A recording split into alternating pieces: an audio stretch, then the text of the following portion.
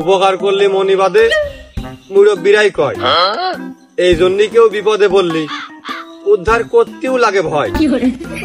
তাই বলে সবার বিপদে আগই যাবা না, কারণ তুমি বিপদে পড়লি কিন্তু সবাই পাবা না। তারপরেও কেউ ভালো কাজ করলি সবাই তার কয় হাবা। তাই আজকে আমার ভিডিওর বিষয় গোপনে মানব সেবা। তো সুপ্রিয় দর্শক মন্ডলী, আজকে আপনাদেরকে আমরা দেখাতে চলেছি পৃথিবীর মানচিত্রে কিছু গুরুত্বপূর্ণ এবং আনকমন জনসেবা, যে জনসেবাগুলো আপনাদের কারোর চোখে কোনোদিন পড়েনি, কিন্তু আজকে নিউজ 265 এই ক্যামেরার ফ্রেমে আমি সেটা আপনাদেরকে দেখাতে চলেছি। মনে আছে তো আমি কি বলেছি? তাহলে চলুন দেখা যাক সেই জনসেবা। আচ্ছা, মানব জাতির কল্যাণের স্বার্থে মানে মানবতার এই জনসেবার স্বার্থে আপনি কি কি কাজ করে থাকেন? ভাই হেন চাচা কোনে বলেন? চাচা আছে? চাচা এক্সকিউজ মি। হ্যাঁ বাপু কম চাচা আছে। চাচা, ওই মানব জাতির উন্নয়নের স্বার্থে মানুষের কল্যাণে আপনি কি কি করে থাকেন? বাপু আমি পরিবেশ রক্ষায় আর বনায়নে গুরুত্বপূর্ণ ভূমিকা রাখি। আপনি মানব জাতির কল্যাণের স্বার্থে, মানুষের উন্নয়নের স্বার্থে পরিবেশ রক্ষা ও বনায়নে গুরুত্বপূর্ণ ভূমিকা রাখেন। কিভাবে? আপনি কি অতিরিক্ত গাছ লাগান?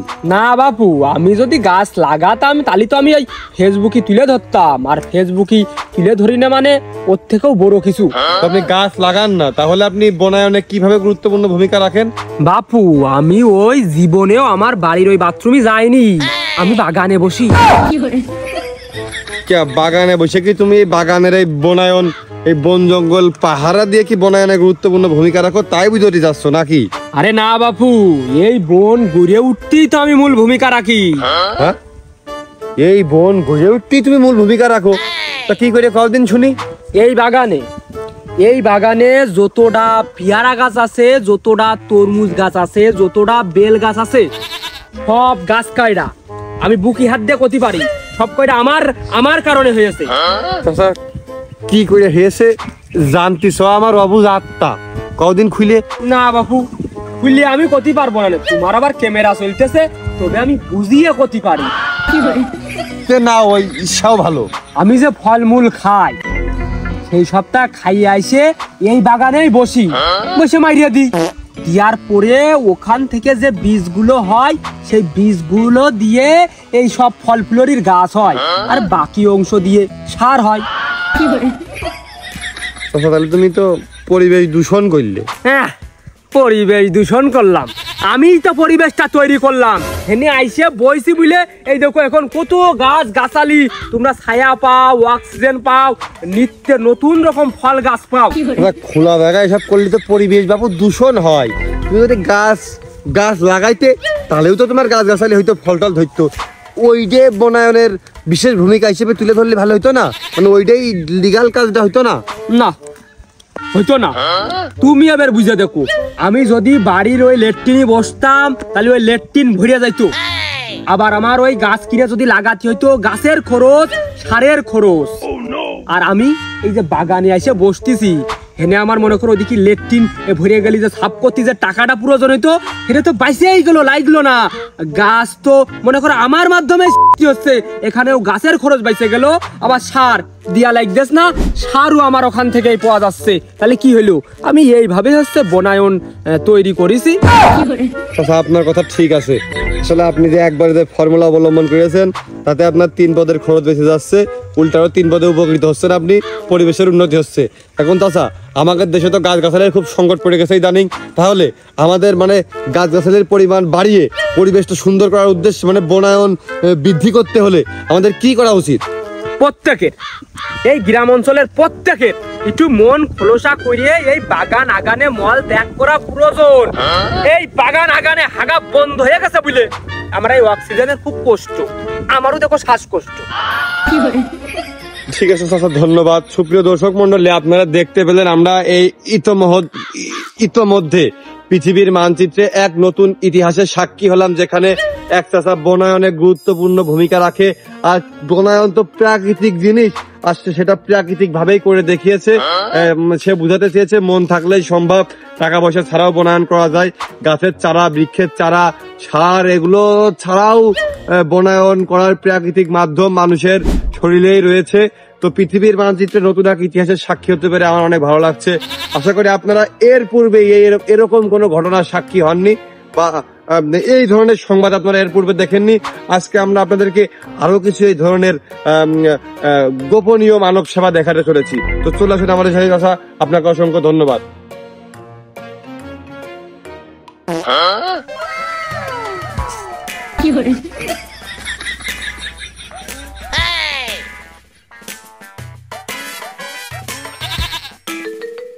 কবে আবার নিমির ফল খালা? মানব জাতির কল্যাণের উদ্দেশ্যে, এই আমাদের পরিবেশের স্বার্থে, মানুষের স্বার্থে আপনি যেই জনসেবাটা করে থাকেন গোপনে, সেটা আসলে কি আজকে আমাদের দর্শকদের উদ্দেশ্যে যদি বলতেন। আমি ভাই বেলেট খুঁজে বেড়াই। বেলেট খুঁটে বেড়ানো এটা কোন ধরনের জনসেবা হলো আমি তো বুঝলাম না। বিলেট তো আমি সব জায়গাতে খুঁটি না ভাই, বিশেষ বিশেষ জায়গাতে খুঁটি। বেলেটও বিশেষ জায়গায় থাকে, তা কোন কোন জায়গায় বলেন তো? রাত্রি যেসব জায়গায় মাল খায় আমি সেই সব জায়গায় দিন মানে যে এই বেলেট কটা খুঁটি। রাত্রি যেসব জায়গায় মানুষ মাল খায় আপনি দিনের বেলা যাইয়ে ওই সব জায়গায় বেলেট গুলো খোটেন, এতে উপকারটা কোনে? ভাই রাত্রি যারা যে মাল খাইলো ওরা তো পরের দিনকে রাত্রি আবার আসবে না। এরা মাল খাতে এসে দেখলো বসে পড়লো, একটা পোষ লেগে গেলো। এরা দেখলো মাল খেয়ে কেউ সেন্সলেস হয়ে গেলো, শুয়ে পড়লো, একটা টান লেগে গেলো। তাহলে কি হবে না? ভাই আপনি কথাটা বললেন কি? তো ওরা তো মাল খোর, উগার কাইটে যাবে, আপনি এই চিন্তা করে বেলেট খুঁটে বেড়াচ্ছেন, তে আবার কোনো মানুষের উপকার করা হইলো কে ভাই? ওরা মাল খোর বলে ওরা মানুষ না? ওরা দেখা গেলো এই রাস্তা থেকে ভালো মানুষ হেঁটে যাচ্ছে, ওরও তো কেটে যেতে পারে না। সে ঠিক আছে, মালখোররা মানুষ, কিন্তু আপনার যদি মূল উদ্দেশ্য হবে মানুষের এই কাটা ছাড়ার থেকে বাঁচানোর জন্য আপনি বেলেট খুঁটে বেড়াবেন, তাহলে আপনি কেন শুধু মাল খাওয়া জায়গায় বেলেট খুঁটতে আসেন? আপনি রাস্তাঘাটে যে জায়গায় মানুষ বেশি চলাচল করে সেই জায়গায় বেলেট গুলো খুঁটে ফেলেন। সব জায়গায় বেলেট থাকে না ভাই, আর মাল খোরা জেনে বসে সেনে তো বেলেট থাকেই, আর বেলেট না আসি তো মাল তো কাটতে পারবে না। আপনি সঠিক বলেছেন। সুপ্রিয় দর্শক মন্ডলী, আমরা পৃথিবীর মানচিত্রে আজকে আরো একটি জনসেবা নামক ইতিহাসের সাক্ষী হলাম। আশা করি আপনাদের ভালো লাগছে, আরো ভালো লাগবে যতক্ষণ নিউজ 265 আপনাদের সাথে থাকবে। চলেন এরপরে আমরা কি ইতিহাস উন্মোচন করতে চলেছি সেদিকে একটু যাওয়া যাক।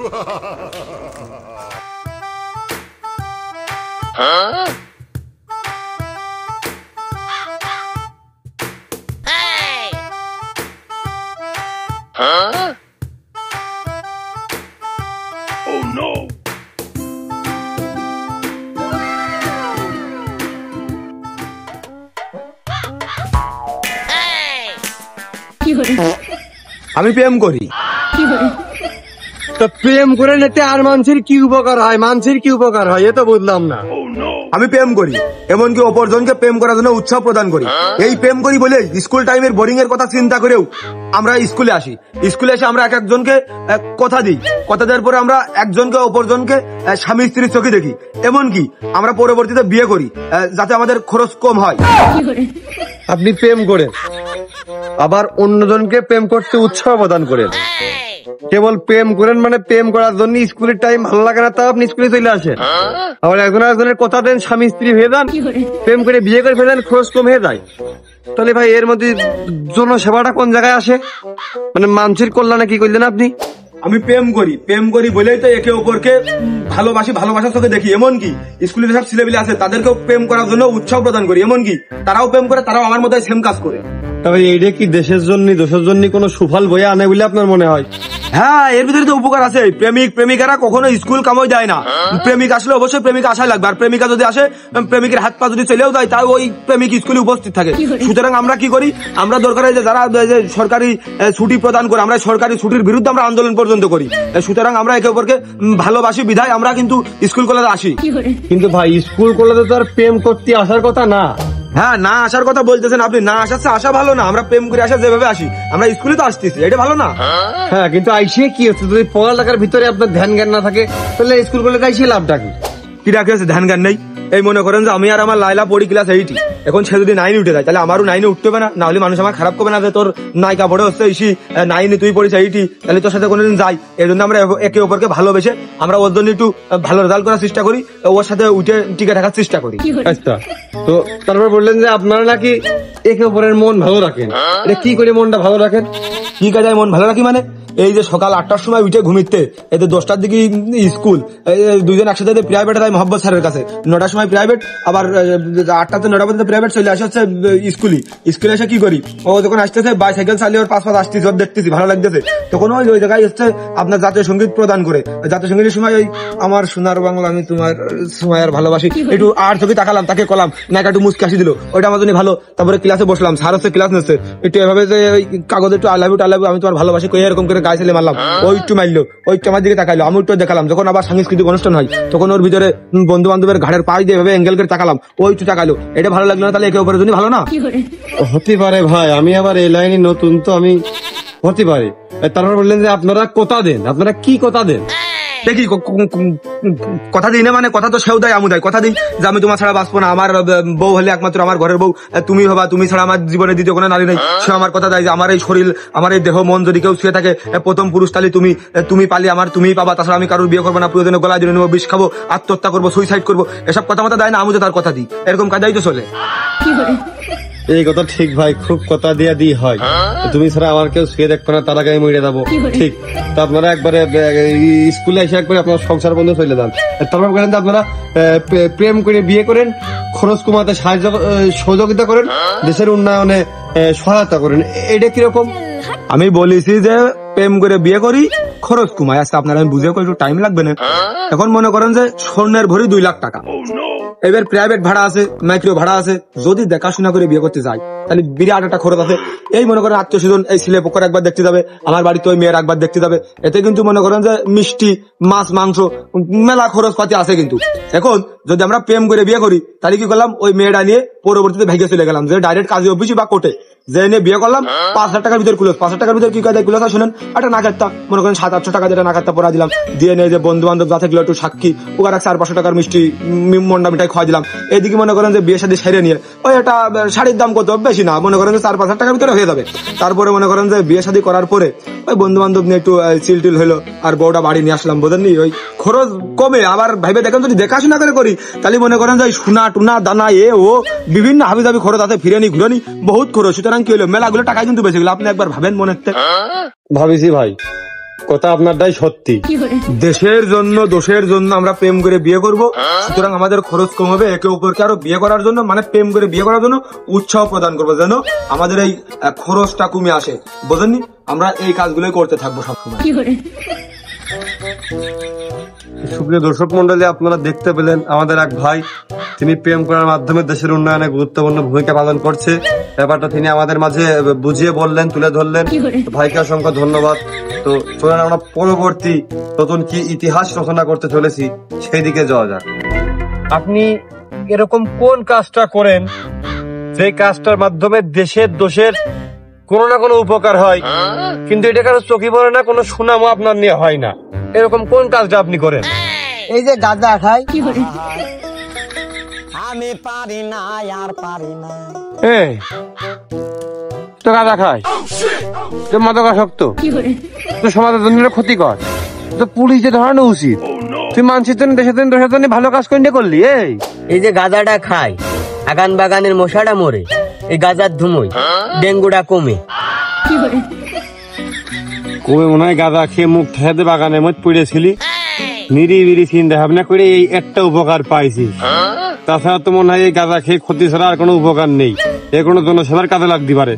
গাঁজা হচ্ছে খারাপ জিনিস, তাই আমি খেয়ে সব ফুরিয়ে ফেলি, ওই ভবিষ্যৎ প্রজন্মে ওরা যাতে না পায়। বুঝলাম যে একাধিক পরিমাণ ভালো কাজ তুমি করতেছো গাঁজা খাওয়ার মাধ্যমে, তা আমি এখন একটা ভালো কাজ করতে চাই, করি? অবশ্যই ভালো কাজ করবেন, করেন তো দেখি। তো শরৎ থানার গেটে নামাই দিই।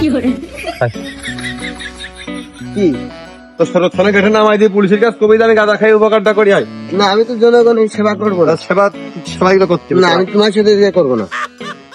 তাহলে আপনি এরকম কি কি কাজটা মানে কোন কাজটা করে থাকেন যেটার মাধ্যমে দেশের দোষের অন্যদের উপকার হয়, কিন্তু আপনার কোনো সুনাম কৃতিত্ব সম্মান আপনি পান না, এরকম কাজ কোন আছে কোন? আমি ভাই ওই বাল্ব চুরি করি। বাল্ব চুরি করেন? এ আবার জনসভার আওতায় পড়ে। নির্ঘাতের ভিতরে কোন একটা রহস্য আছে। তবে বাল্ব চুরির মাধ্যমে আর মানুষের কি লাভ হয়? এতে মানুষের ক্ষতি হয়। ওরে ভাই সব বাল্ব তো আর চুরি করিনি, যেইগুলো ওই যে মোড়ে মোড়ে 3 রাস্তার মোড়ে এই যে থাকে না, ওইগুলো আমি চুরি করি। চুরি করা জিনিস, লাইট তো লাইট, 3 রাস্তার মোড়ের ডাকি আর 2 রাস্তার মোড়ের ডাকি আর এমনি জায়গার ডাকি, এ তো ভাই বুঝলাম না।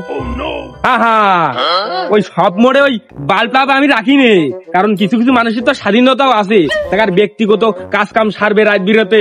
এখন যদি ওই মানুষজন দেখে ফেলে দেয় তাহলে তো অসুবিধা হবে না, ওই জন্য সব মোড়ে আমি বল টল রাখিনি। তো রাত বিরেত তার কেউ ভালো কাজে যায় না, আর ভালো কাজে গেলে তার আলোয় দেখলি সমস্যা না। তো আলো খোলেন রে, ভালো হয় না খারাপ হয় আপনি তো বুঝে দেখেন। ও ভাই, ও আপনিও সাধু সাইজেন না, হ্যাঁ আপনিও কিন্তু এই লাইনে একদিন হলেও হাইটেছেন। তো ভালোই তো দেশের জন্য দোষের জন্য করতিলেন, আবার আমার জন্য করতে গেলেন কে, তো বুঝলাম না। ওই আপনি তো ওই দেশের দোষের বাইরে না। হ্যাঁ ভাই, আজকে আমি একটু ব্যস্ত আছি, আবার ওই 2 মোড়ের লাইটটা খুলতে হবে। হ্যাঁ খুবই ব্যস্ত আছি, আজকের মতো আসি। চিন্তা করো, কোন রাত্রিবেলা কিরা কোন আকাম করতে যায়, আলোয় দেখে ফেলেন মিলে মোড়ে মোড়ে লাইট গুলো খুলে ফেলে দেয়। কেউ বলে উপকার, অবশ্য কারণ না কারো তো উপকার হচ্ছে, কথা ঠিক। দেশ কোনে আমি ভাই কুকুর মেরে বেড়াই।